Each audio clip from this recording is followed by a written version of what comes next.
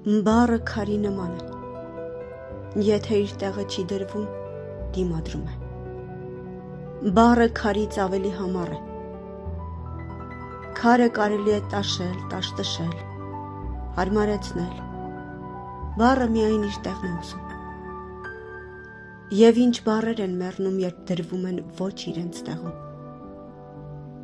Բառը քարի նման է։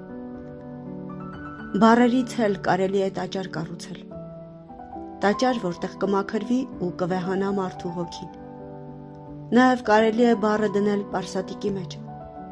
և դիպուկ լինելու դեպքում բառով մարդ սպանել։